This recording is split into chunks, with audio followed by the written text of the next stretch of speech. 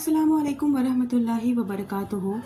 ज़ुबान ये जो है हमारे पास, जिससे हम बात करते हैं, जिससे हम खाने की अलग अलग लज्जतें चखते हैं, ये एक इनाम है हमारे ऊपर अल्लाह की तरफ से।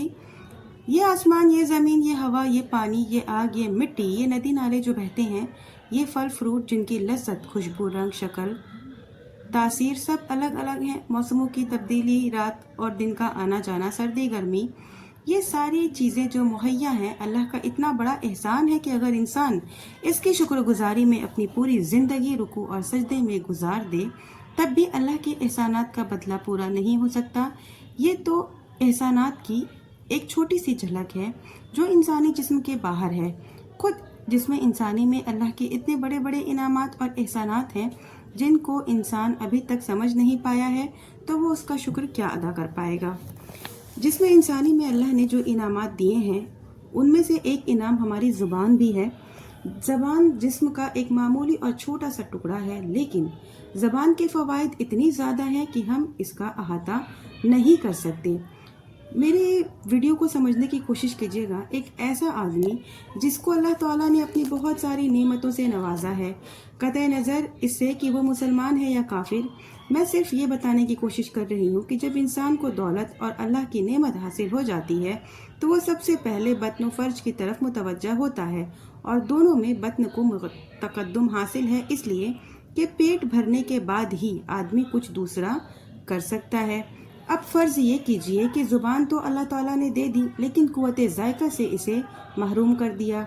उसके दस्तरखान पर उम्दा से उम्दा और लजीज़ से लजीज़ पकवान मौजूद है, वो खाता और पीता भी है, लेकिन क़ुव्वत ज़ायक़ा से महरूम है, इसलिए उसको लज्जतों का पता चलता नहीं है।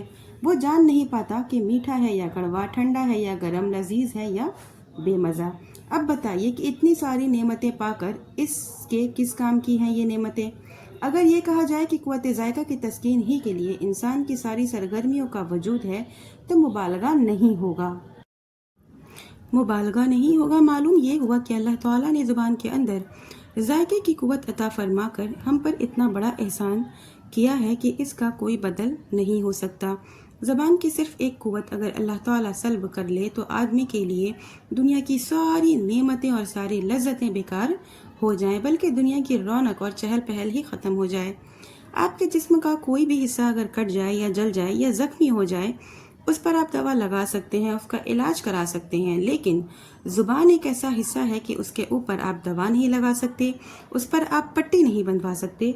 फिर सवाल ये है कि इसका इलाज कैसे किया जाए, उसका ज़ख्म ठीक कैसे किया जाए। तो आज मैं आपको अपनी वीडियो में ये भी बताऊंगी कि आपको इसकी फ़िक्र करने की बिल्कुल ज़रूरत नहीं है, क्योंकि आपके खालिक और मालिक ने इसका इंतज़ाम कर दिया है। आपको डॉक्टर के पास भी जाने की ज़रूरत नहीं है।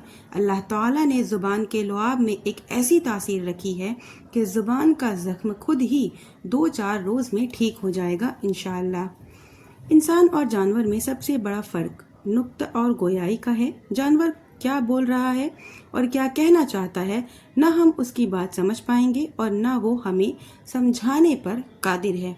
इसलिए अल्लाह ताला ने उसे ज़बान तो दी है, लेकिन क़ुव्वत गोयाई यानी कि बातचीत करने से महरूम रखा है। उसके बरखिलाफ़ इंसान को अल्लाह ताला ने ज़ुबान के साथ क़ुव्वत गोयाई से भी नवाजा है। अपनी खुशी और गम, दुख दर्द और मफ़हूम और माने की ताबीर अपनी ज़ुबान से इंसान कर सकता है।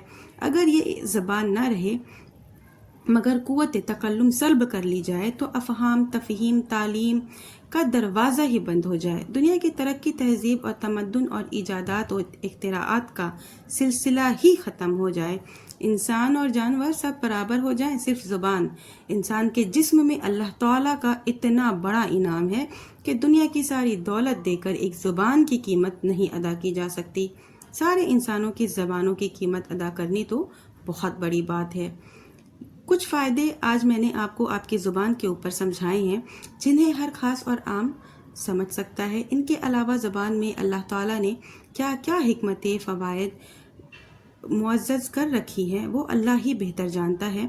हाँ, ये रिसर्च और तहकीक का ज़माना है, इसलिए माहिरीन जो हैं तशरीहुल इब्दान हमसे ज़्यादा इस मौजू पर गुफ्तगू कर सकते हैं।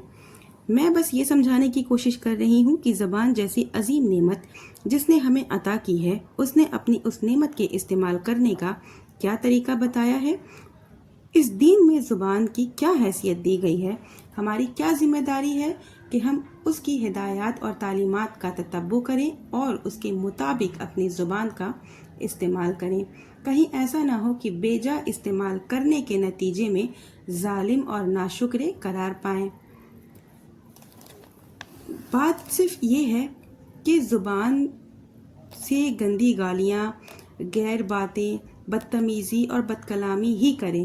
اتنے بڑے بوڑھے ہیں جن کی بات تو ہوتی ہے، جن سے ہم بدتمیزی سے بات کرتے ہیں۔ زبان کے اوپر میں نے ایک ویڈیو اور بنائی ہوں کہ ہم کس طرح سے آج ایک دوسرے سے ملتے ہیں اور بات کرتے ہیں۔ یہ سب ہمارے اوپر جو انعام ہے زبان، یہ اس کی بدلحاظی، یہ اس کے ساتھ اس کی عظمت کی توہین ہے۔ اس لیے کبھی بھی اپنی زبان کا استعمال اگر آپ لغو باتیں، فوج باتوں کے لیے کرتے ہیں تو اس چیز کا ہمیشہ یاد رکھیں کہ زبان جو ہے وہ اللہ کی نعمت ہے ہمارے اوپر، اور ہمیں اللہ کی نعمت کا کس طرح سے شکر ادا کرنا ہے یہ ہم بخوبی جانتے ہیں۔ ویڈیو کو زیادہ لمبی نہیں کروں گی، ویڈیو کو یہیں ختم کروں گی۔ اللہ تعالیٰ سے دعا ہے کہ اللہ تعالیٰ ہم تمام مومن مسلمانوں کو زیادہ سے زیادہ نیک عمل کرنے کی توفیق دے، زیادہ سے زیادہ کتاب و سنت کو سمجھنے کی، اس پر چلنے کی توفیق دے۔ جو بھی ہمارے مسلمان بھائی بہن جہاں بھی کہیں بیمار ہیں، اللہ تعالیٰ ان کو شفائے کاملہ عاجلہ عطا کرے۔ جو بھی مسلمان بھائی بہن جہاں بھی پریشان ہیں، اللہ تعالیٰ ان کی مدد کرے۔ آمین۔ وآخر الدعوانا ان الحمد للہ رب العالمین۔